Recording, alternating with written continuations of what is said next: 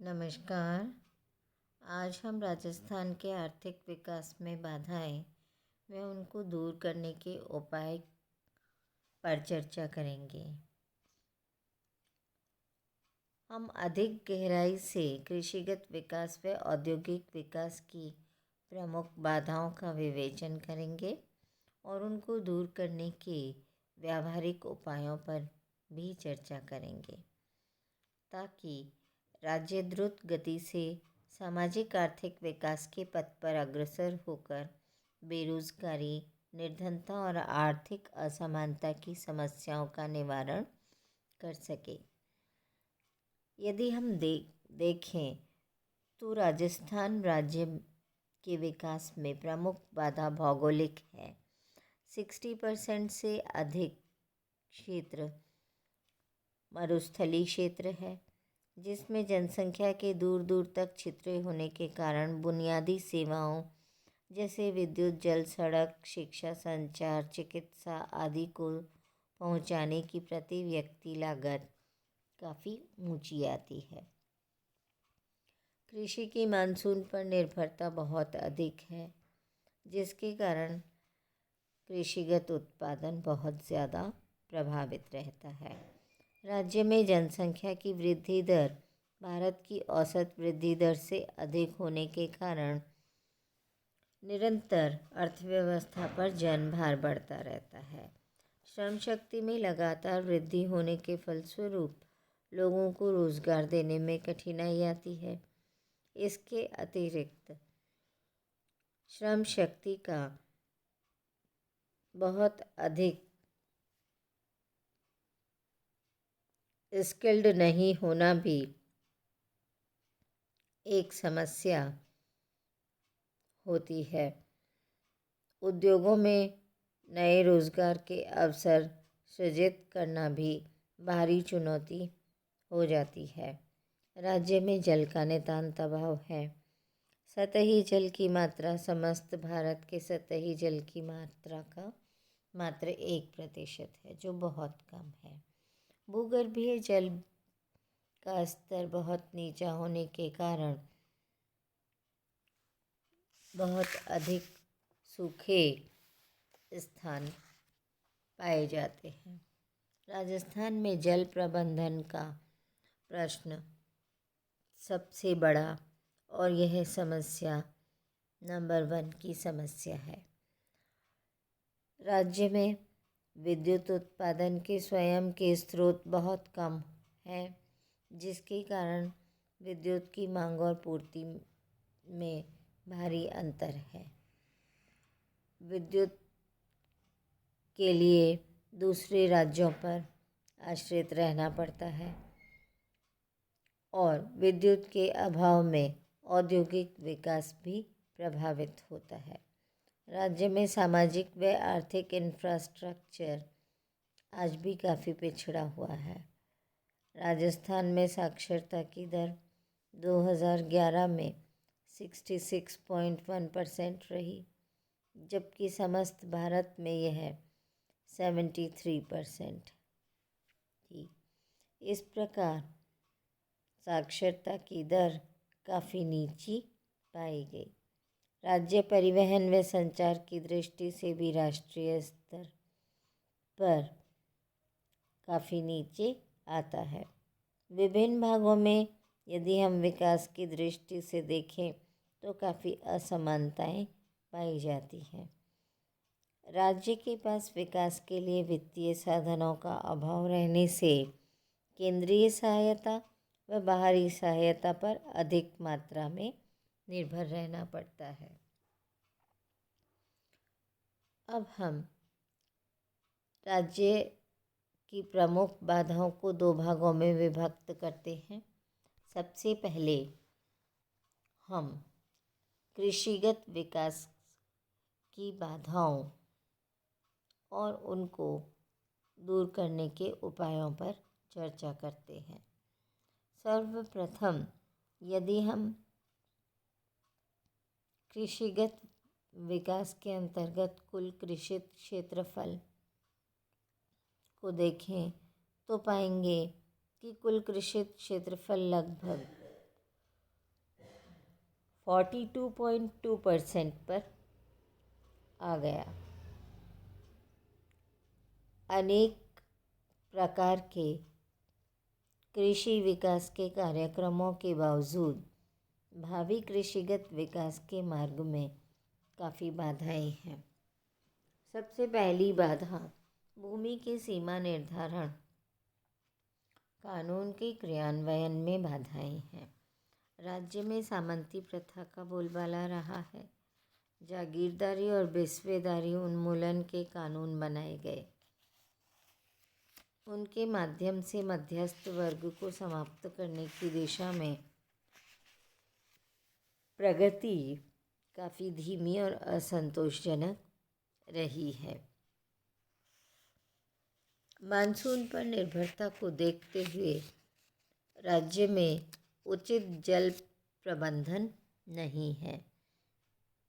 आवश्यकता इस बात की है कि जल प्रबंधन को सर्वोच्च प्राथमिकता देकर उस पर कार्य किया जाना चाहिए।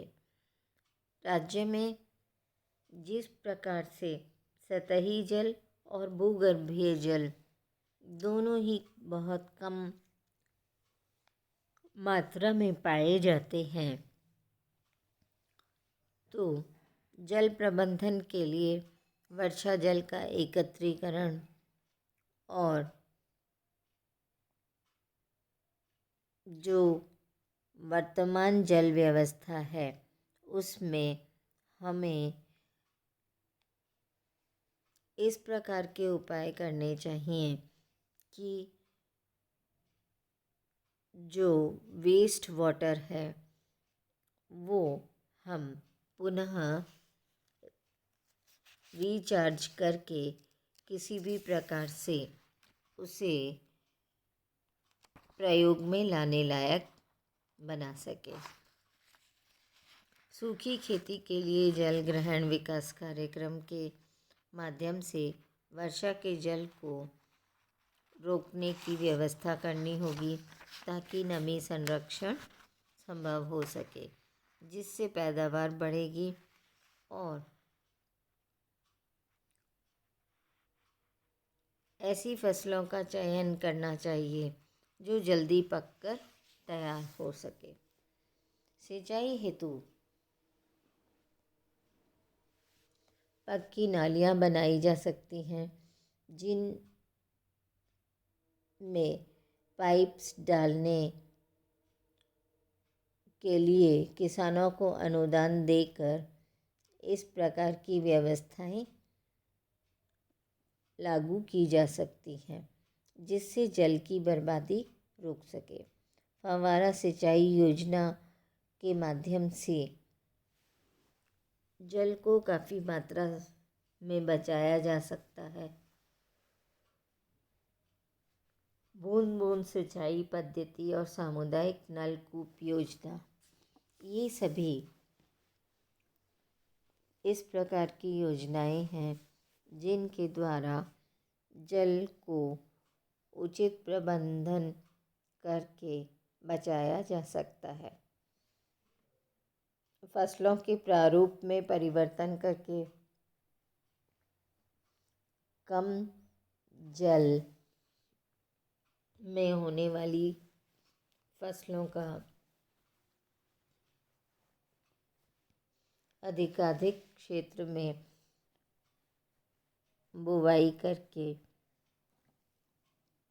फसल के प्रारूप में परिवर्तन किया जा सकता है और ऐसा करके हम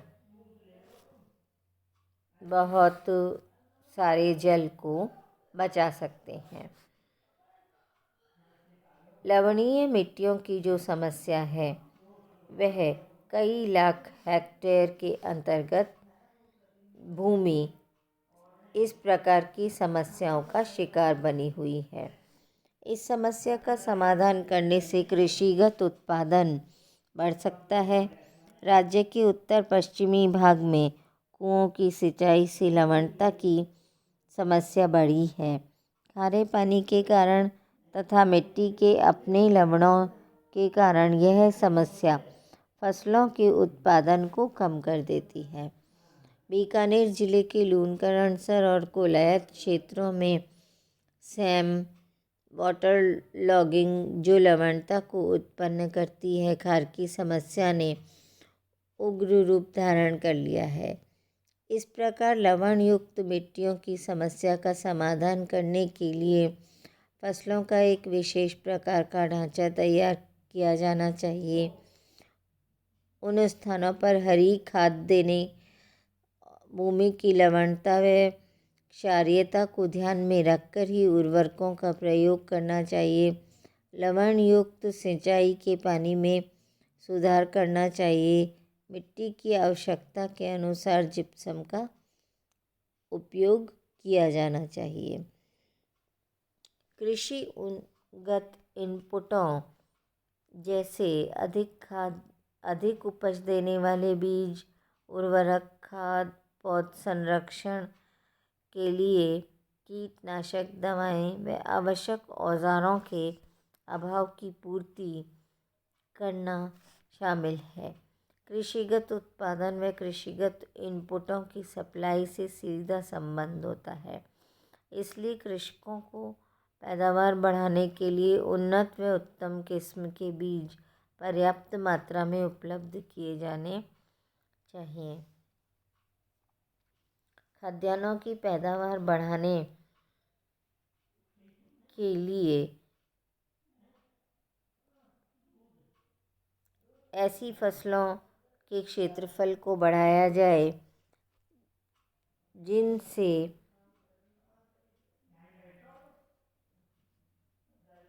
कम जल की खपत हो। विभिन्न फसलों में उन्नत व प्रमाणित बीजों का प्रयोग करके उत्पादन क्षमता एवं वर्तमान उत्पादन के अंतर को कम किया जा सकता है। सहकारी शाख के विस्तार व कुशल प्रबंधन के द्वारा कृषकों के अल्पकालीन, मध्यकालीन व दीर्घकालीन ऋणों की आवश्यकता की पूर्ति की जा सकती है। यहाँ पर प्राथमिक भूमि विकास बैंकों की दशा भी अच्छी नहीं है। इनमें से कई बैंकों में घाटे की राशि काफ़ी ऊंची रही है।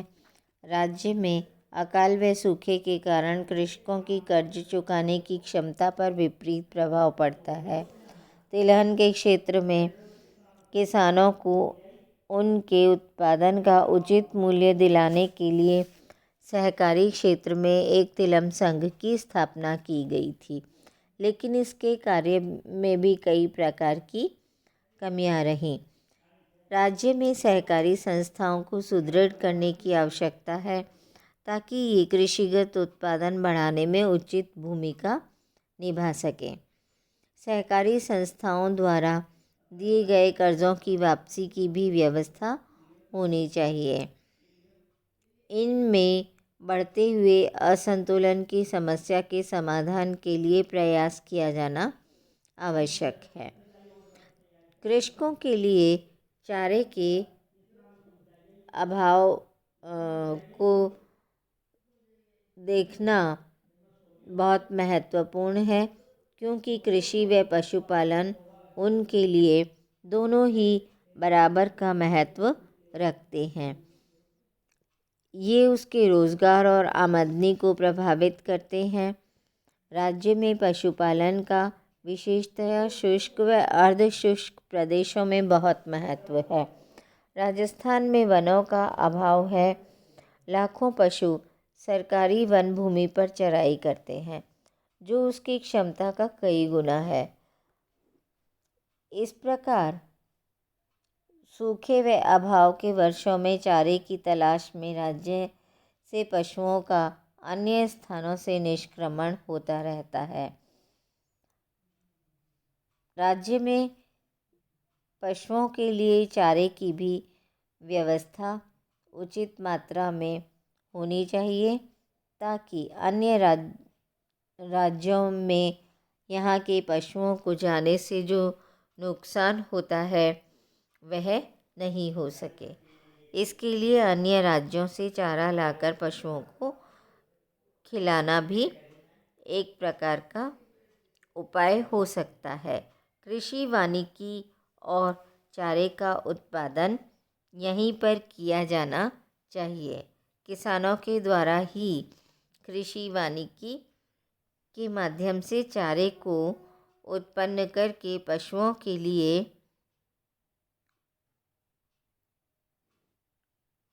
इसकी उपलब्धता बढ़ाई जा सकती है।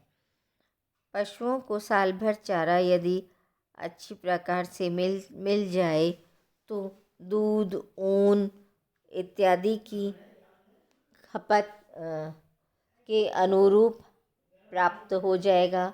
इनके उत्पादन के बढ़ने से किसानों की आय में वृद्धि संभव हो सकेगी। उद्यान व फलोत्पादन का विकास करके भी इस प्रकार की समस्याओं से निपटा जा सकता है। कृषकों की आय में वृद्धि करने के लिए सब्जी, फूल, मसाले,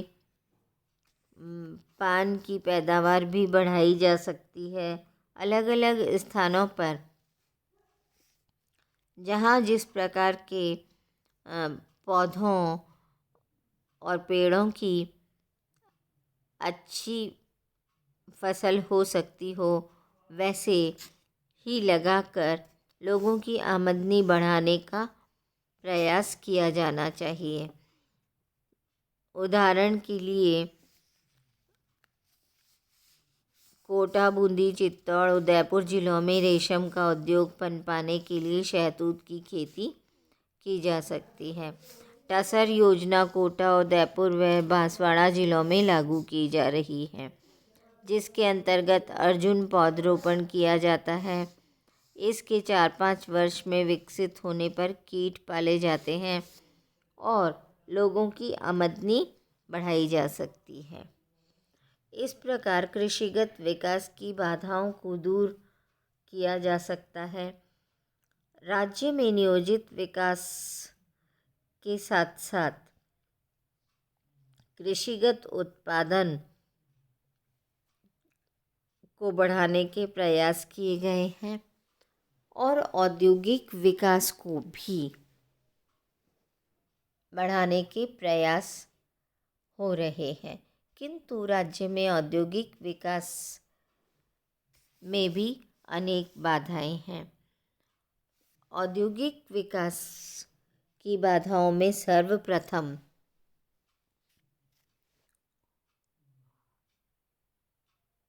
खनन व उद्योगों पर होने वाला जो कुल व्यय है, वह पंचवर्षीय योजनाओं के कुल सार्वजनिक व्यय का काफ़ी छोटा अंश होता है।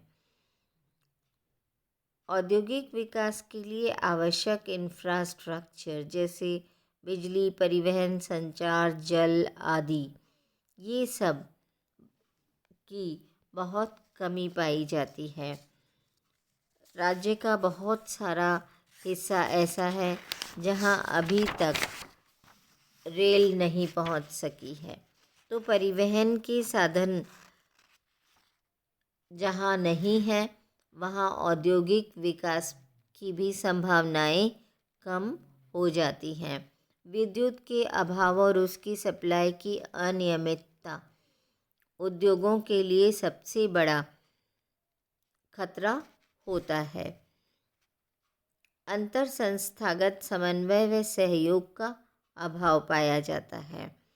विभिन्न वित्तीय संस्थाओं में अंतर संस्थागत समन्वय नहीं पाया जाता है। राज्य में औद्योगिक संस्कृति का नितांत अभाव है, क्योंकि यहाँ न तो उस प्रकार का इंफ्रास्ट्रक्चर मौजूद है कि उद्यमकर्ताओं को किसी प्रकार का कोई इंसेंटिव मिल सके, और न ही इस प्रकार का वातावरण है जो उद्यमियों को प्रेरित कर सके। क्योंकि राज्य में यदि कोई उद्यमकर्ता उद्योग चलाता भी है तो उसे उतना लाभ प्राप्त नहीं हो पाता। वह अनेक प्रकार की समस्याओं से घिरा रहता है। वर्तमान में राजस्थान में एकल खिड़की सेवा का दृष्टिकोण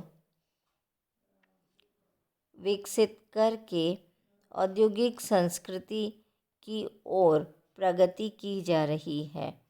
गुजरात में औद्योगिक संस्कृति काफ़ी विकसित हो चुकी है, इसलिए वहाँ अनेक उद्यमकर्ता उपक्रम लगाने को लालायित रहते हैं। औद्योगिक नियोजन का राज्य में नितांत अभाव है, क्योंकि कोई दीर्घकालीन औद्योगिक विकास का नियोजन राज्य के पास में नहीं है। हर बार जो सरकार बनती है उसके अपने अलग अलग नियम और अलग अलग उसकी प्राथमिकताएं होने के कारण औद्योगिक नियोजन का किसी भी प्रकार से क्रियान्वयन होना संभव नहीं हो सका है। यहाँ 10 से 15 वर्ष के मध्य किस प्रकार का औद्योगिक विकास होना चाहिए, इसका कोई मसौदा तैयार नहीं हो पाता है, क्योंकि उद्योगों के विकास के लिए यह एक बहुत छोटी समय अवधि है। उद्योगों के विकास में 20 से 25 वर्ष तक उस लेवल तक आने में लग जाता है कि जब वह सुपर नॉर्मल प्रॉफिट्स कमाने लगे। ऐसे में जब बार बार बदलती हुई सरकारें और बार बार बदलते हुए नियम और कानून होते हैं तो किसी भी प्रकार से उद्योगों का विकास संभव नहीं हो पाता है। गैर फैक्ट्री क्षेत्र में खादी, ग्रामीण उद्योग, हाथकरघा व दस्तकारियों की समस्याओं के समुचित समाधान की आवश्यकता है। राजस्थान के आर्थिक जनजीवन में रोजगार व आय की दृष्टि से गैर फैक्ट्री क्षेत्र के उद्योगों को महत्व नहीं है। उनकी समस्याओं का समाधान करना बहुत आवश्यक है। यदि इस प्रकार के लघु व कुटीर उद्योगों की समस्याओं का समाधान हो जाएगा तो इस प्रकार के उद्योग ग्रामीण क्षेत्रों में पनपकर किसान को आय बढ़ाने में मदद करेंगे। राजस्थान में स्टार्टअप नीति 2015 में उद्यमशीलता को बढ़ावा देने के लिए जारी की गई थी, जिसमें विद्यार्थियों व युवाओं को स्टार्टअप के लिए एक कॉमन प्लेटफॉर्म उपलब्ध कराना था और ये नीति 2015 से आरंभ हुई, जो अभी अपनी शिशु अवस्था में है। इस प्रकार राजस्थान के आर्थिक विकास में औद्योगिक और कृषिगत विकास की बाधाएं और उनको दूर करने के उपाय हमने आज डिस्कस किए हैं। अब हम राजस्थान के परिप्रेक्ष्य में अन्य विषयों को आगे के वीडियोस में चर्चा करेंगे। धन्यवाद।